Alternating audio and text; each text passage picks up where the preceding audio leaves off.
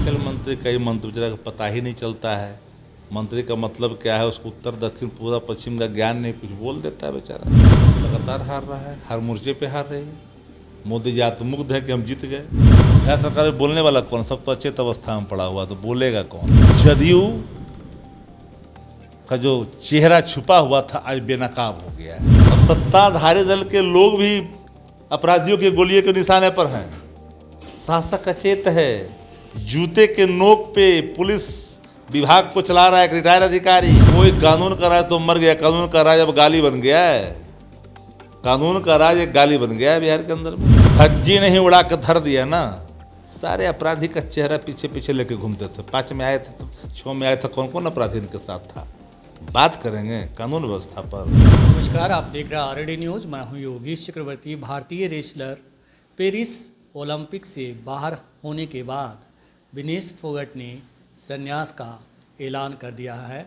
लेकिन जिस तरह से पेरिस ओलंपिक से वो बाहर हुई हैं, पूरे देश में उनको समर्थन मिल रहा है। लोग तरह तरह की कयास भी लगा रहे हैं, अफवाहें भी हो रही है। हमारे साथ आरजेडी के मुख्य प्रवक्ता शक्ति यादव जी हैं। आइए वो क्या सोचते हैं उन्हीं से जानते हैं। विनेश फोगट के बारे में क्या कहना है आपका? ये फोगट जी ने जिस तरह से आहत होकर संन्यास लिया है, खेल जगत को आघात पहुंचा है। पहले ही भारतवासियों को आघात पहुंचा जब ओलंपिक में अंतिम चक्र में इन्हें खेलने से मना कर दिया गया। देश इसे सहन नहीं कर सकता। देश के प्रधानमंत्री को इसकी सघन जांच करनी चाहिए कि नाइंसाफी कैसे हुई, साजिश कहाँ से हुई। साजिश में बाहर वाले लोग हैं कि अंदर वाले लोग हैं। हर पहलुओं की जांच होनी चाहिए। हमारा स्वाभिमान से जो सर ऊपर उठता, 10 साल के शासनकाल में खेल जगत में जितने हरास हुआ है, महिला खिलाड़ियों का देखिए क्या हुआ। आज देखिए फोगट के साथ क्या हो रहा है। दुर्भाग्यपूर्ण है। ब्रिजभूषण शरण ने पहले बोला था कि हमने खोटा सिक्का भेजा था क्यूबा ओलंपिक के दौरान, और इस बार फोगट बाहर हो गई। और जिस तरह से पूरा मामला चला था, उन्होंने धरने पे दिया था, प्रदर्शन किया था, क्या आपको लगता है कि इसमें कोई साजिश? हम तो शुरू से कह रहे हैं ना, ये बड़ी साजिश है। बाह्य है कि भीतर है, दोनों की जांच होनी चाहिए। क्योंकि देश के लोगों को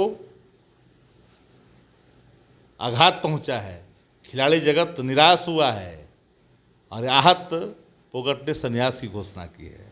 ये गंभीर विषय है और सारा देश जानना चाहता है।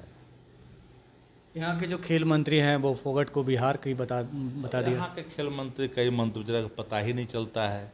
मंत्री का मतलब क्या है, उसको उत्तर दक्षिण पूरा पश्चिम का ज्ञान नहीं, कुछ बोल देता है बेचारा। बिहार के पटना में पोस्टर भी लगा है, और पोस्टर में कहा गया है कि जो है देश हार गया और मोदी जीत गए। देश तो लगातार हार रहा है, हर मोर्चे पे हार रही है। मोदी जी आत्ममुग्ध है कि हम जीत गए। आत्ममुग्ध हैं, उनको बयान देना चाहिए था। आत्ममुग्धता के शिकार हैं, आत्ममुग्ध ही नहीं, आत्ममुग्धता के शिकार हैं। कभी सुपरमैन, कभी देवता, कभी ईश्वर बनने की चाहत जिसके अंदर हो गया, आत्ममुग्धता के शिकार ही हो जाते हैं। बिहार सरकार का बयान कोई नहीं, आधिकारिक बयान मतलब नहीं आया। बिहार सरकार में बोलने वाला कौन? सब तो अचेत अवस्था में पड़ा हुआ, तो बोलेगा कौन? ये बताएं कि वक्फ बोर्ड बिल पास किया गया है, इस पे क्या है रुख आप लोगों देखिए, का? वक्फ बोर्ड पर जो बिल आया है, जदयू का जो चेहरा छुपा हुआ था आज बेनकाब हो गया है। अल्पसंख्यक विरोधी जदयू का चेहरा आज सामने आया है। ये चेहरा इसलिए सामने आया है कि अल्पसंख्यकों के हित के खिलाफ जिस तरह से बोला गया है, ये दुर्भाग्यपूर्ण है। पिछले कुछ महीनों में जेडीयू के 4 नेता की हत्या हुई है, कैसे देखते बिहार हैं? में कानून का राज समाप्त हो चुका है। पुलिस का इकबाल बिल्कुल डूब चुका है। अब सत्ताधारी दल के लोग भी अपराधियों के गोलियों के निशाने पर हैं। शासक अचेत है। जूते के नोक पे पुलिस विभाग को चला रहा है एक रिटायर्ड अधिकारी, उसके आधार पर पदस्थापन होती है, बोलचाल के आधार पर। तो जो पदस्थापित होंगे उनकी भूमिकाएं क्या रहेगी? संग्रही रहेगी। तो कानून का राज स्थापित करना चाहते हैं। राजा को तो कुछ पता ही नहीं क्या हो रहा है। राजा को तो सुबह ही पता नहीं चलता है, शाम भी पता नहीं चलता है। एक अड्डा बन गया है, कोकस। वो तो कह रहे हैं कि सुशासन है, कानून का राज है। कोई कानून का राज तो मर गया। कानून का राज अब गाली बन गया है। कानून का राज एक गाली बन गया है बिहार के अंदर में।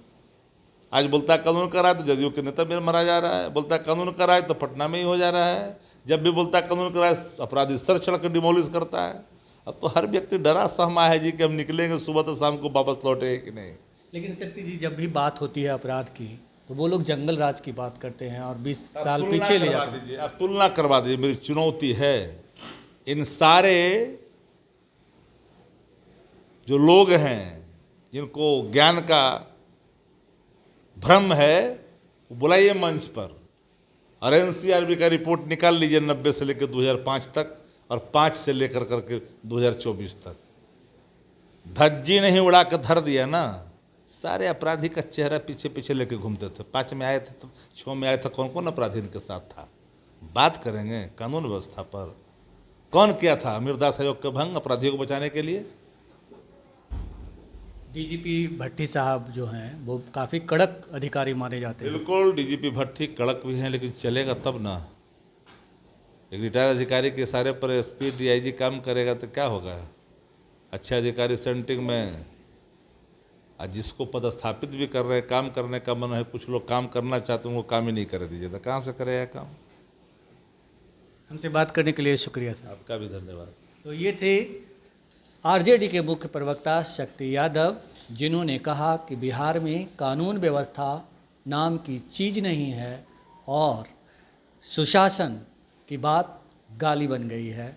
योगेश चक्रवर्ती, आरजेडी न्यूज़, पटना।